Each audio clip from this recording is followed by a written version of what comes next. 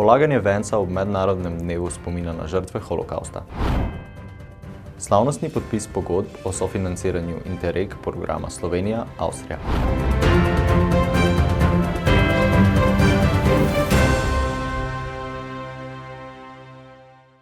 Drage gledalke in gledalci, lepo pozdravljeni v oddaji Dogodki.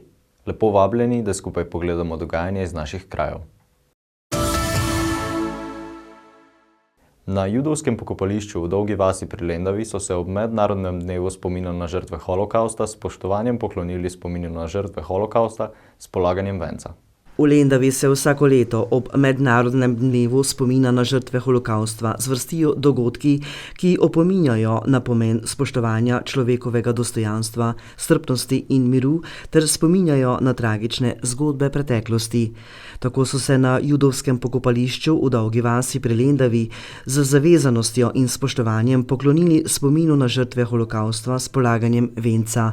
Državni in diplomatski predstavniki, predstavniki lokalne skupnosti, judovski skupnosti in organizacij, kulturnih ustanov ter narodnih skupnosti. Spominske slovesnosti se je udeležil podpredsednik Državnega zbora Republike Slovenije Danijel Krivec, ki je ob tem poudaril, da se ob dnevu spomina na žrtve holokausta spominjamo dogodkov, ki se nikoli ne bi smeli zgoditi. Predvsem je pa to sporočilo, da se take stvari nikoli več ne zgodijo in ne dogajajo. Čeprav imamo veliko situacij v svetu, ko so zadeve podobne, ampak s tem spominjanjem dajemo signal in pobudo predvsem mladi generaciji, da se take zadeve na svetu in pri nas ne smejo nikoli več zgoditi. Za občino Lendava je ta dogodek pomemben, saj spomin na žrtve holokausta krepi zavedanje o preteklosti ter spodbuja medkulturno razumevanje v lokalni skupnosti. Za nas v občini Lendava in tisti, ki zasedamo pomembne funkcije, mora biti po dolžnosti, vendar tudi po drugi plati moramo biti sočutni z tistimi, ki so leta 1944 bili deportirani našega mesta in dejansko za naše mesto je še posebej boleče, ker od tistega časa dejansko judovske skupnosti več ni. Zato je ta spomin na holokaust, mednarodni dan, za Lendavo še posebej tragičen in posebej čuten, zato tudi imamo te dogodke, vezano tudi še druge. Imamo tudi spomine na ljudi, ki so na glavni ulici bili oziroma stanovali, bili gospodarstveniki ali kako drugo dejavnost so imeli, tlakovce spomina. To smo mi tukaj začeli prvi, s katerimi tudi na nek način želimo kot to dediščino oziroma njihov duh ohraniti v našem mestu, kar je pomembno, da se za mlade in mlade generacije, ki se tega ne zavedajo, kakšne grozote so se zgodile. Dobesedno našo celotno judovsko skupnost so iz Lendave deportirali in nažalost niso se vrnili. In spomin na tega, oziroma te dogodke, smo tudi te tlakovce spomina postavili. Ta simbolno dejanje je pa dejanje, ki ga moramo narediti, saj še enkrat je zelo boleč za naš kraj, za naše mesto. Saj v naši skupnosti so tistega časa bili zelo cenjeni. Imeli so močno gospodarstvo, močno obrtništvo in vseh na družbenem življenju so bili v naši skupnosti zelo cenjeni ljudje in so v tistem obdobju naredili veliko koristnega za naš kraj. Župan Madžar je pri tem poudaril pomembnost ohranitve zgodovinskih objektov, kot sta lendavska in mariborska judovska sinagoga, ki sta ohranjeni in kjer potekajo kulturne prireditve ter spominske slovesnosti. In tudi danes imamo neke objekte, tu je judovska sinagoga, druga v državi, prva je mariborska in lendavska, ki so ohranjene, kjer seveda na nek način spostavljamo, ker pač ni obredov ni skupnosti, kulturne in spominske slovesnosti oziroma spominske prireditve ali pa tudi druge razstave in služi kot kulturni spomenik na čase, ko so v našem mestu kot skupnost živeli, delovali. Madžar se je na koncu zahvalil vsem državnim in diplomatskim predstavnikom, predstavnikom judovskih skupnosti in organizacij, predstavnikom kulturnih ustanov ter predstavnikom narodnih skupnosti. Hkrati je poudaril, da se dogodki, kot je ta, nikoli več ne smejo ponoviti.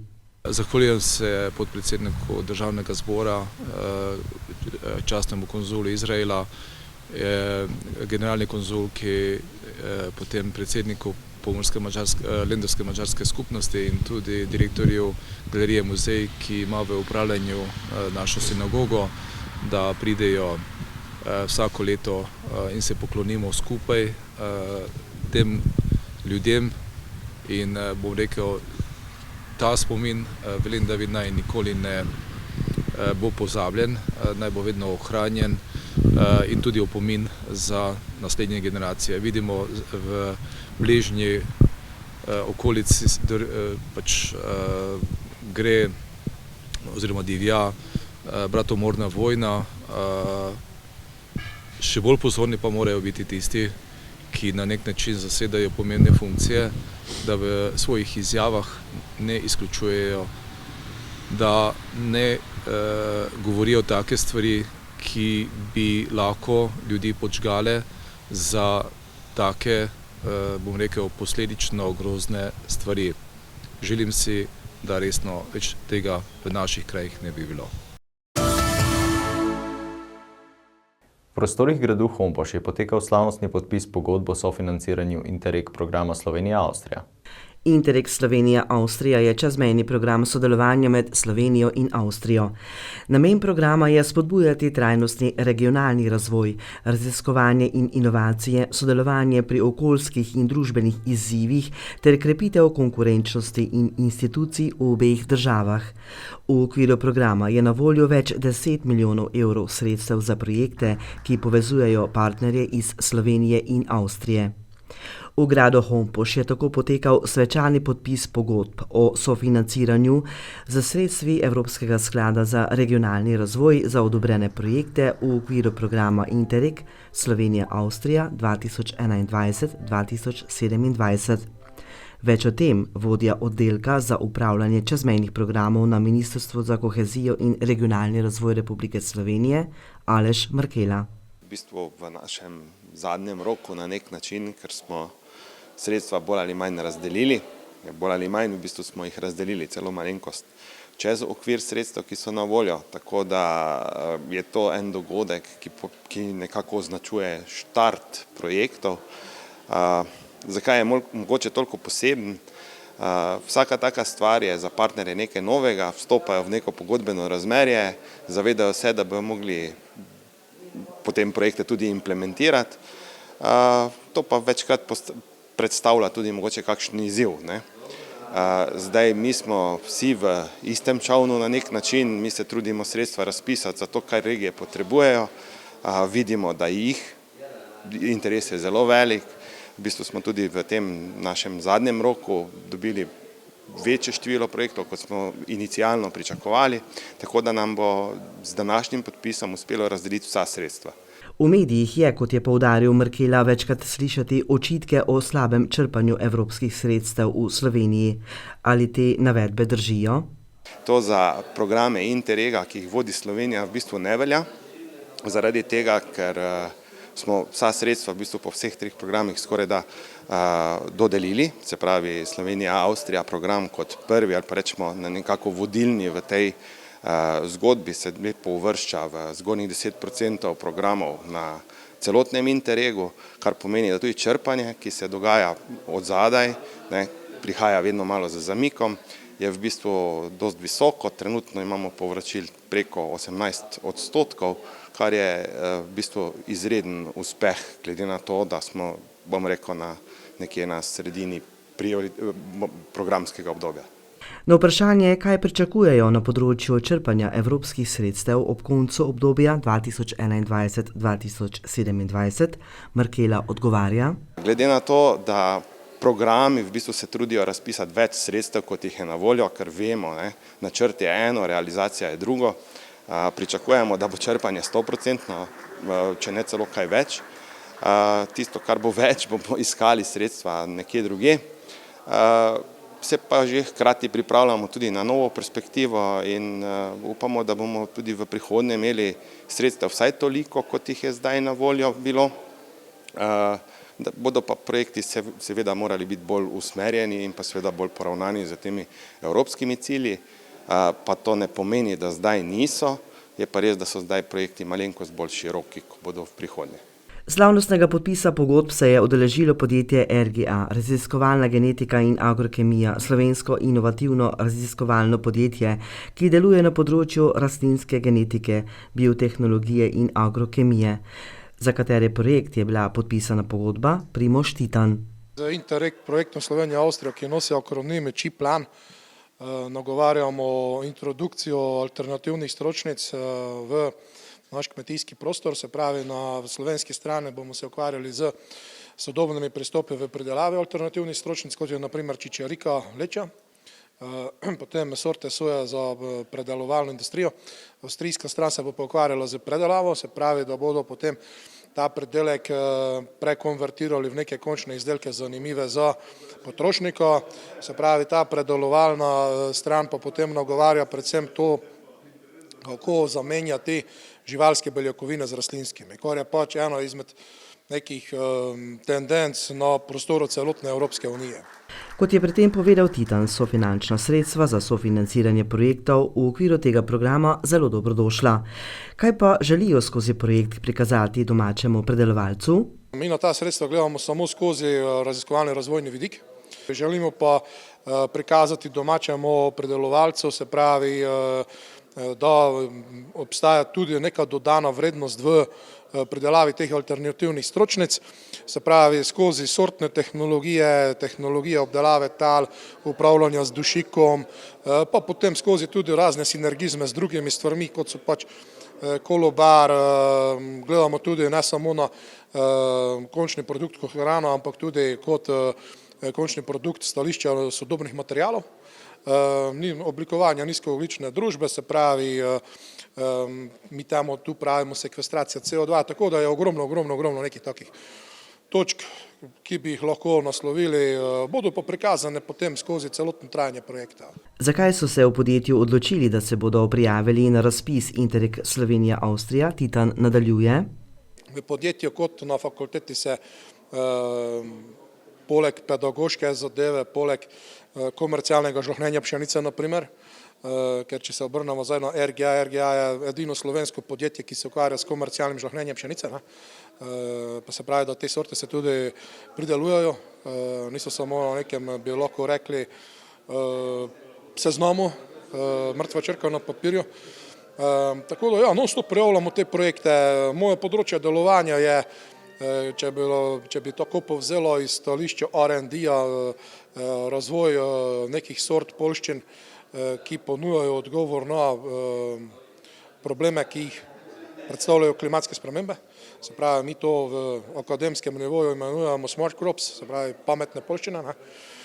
Drugo so pa potem nanotehnologije, to je pa zelo tesno sodelovanje z inštitutom Jožef Stefan, ker če se obrnemo tako, podjetje RGA je tudi bilo ustanovljeno pred več kot 10 leti kot odcepljeno podjetje ISE. Tako da ja, non-stop smo v teh projektih. Več o implementaciji Interreg programa Slovenija-Avstrija 2021-2027, vodja programa Interreg Slovenija-Avstrija.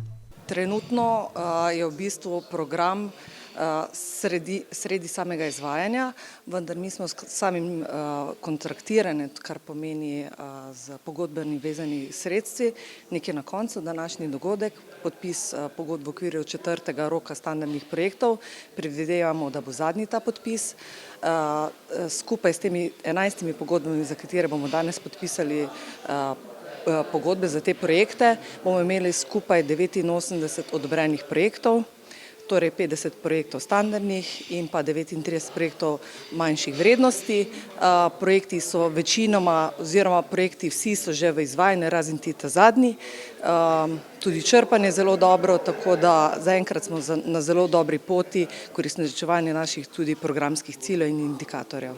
O vsebini projektov magistrica Lajh Ravter nadaljuje. Vsebine seveda se postavljajo v času samega programiranja. Definirani smo jih skupaj s programskimi partnerji, Slovenci, avstrijsko stranjo. Seveda v fazi razpisov ugotavljam, da mogoče nekatere teme so malo slabše pokrite kot druge, vendar mislim, da smo z razpisi in tudi zadnjim usmerjenim razpisom oziroma rokom dodelili projekte, tako da bomo vse programske cilje dosegli, kot smo si jih zastavili ob začetku programiranja. Kakšni so učinki čezmejnega sodelovanja in povezovanja med obema državama, Slovenijo in Avstrijo, v okviru Interreg programa? Ja, zelo smo veseli, ko slišimo, da tudi po zaključku samega izvajanja oni ostajajo v stikih, pripravljajo nove projektne ideje, že sedaj nam prihajajo z idejami za prihodnje obdobje, za obdobje post 2027 in mislim, da se za čezmejno sodelovanje med Slovenijo in Avstrijo ni bati in bo ostalo tako v formalnih kot tudi v neformalnih okvirih tudi v prihodnje. Več o namenu projekta Gasilske zveze Slovenije nam je povedal predsednik Gasilske zveze Slovenije. Namen projekta je pravzaprav, da se v sodelovanju z avstrijskimi kolegi poenotimo najprej vodenje vseh večjih intervencij, ki se lahko zgodijo in so se že dogajale na našem področju.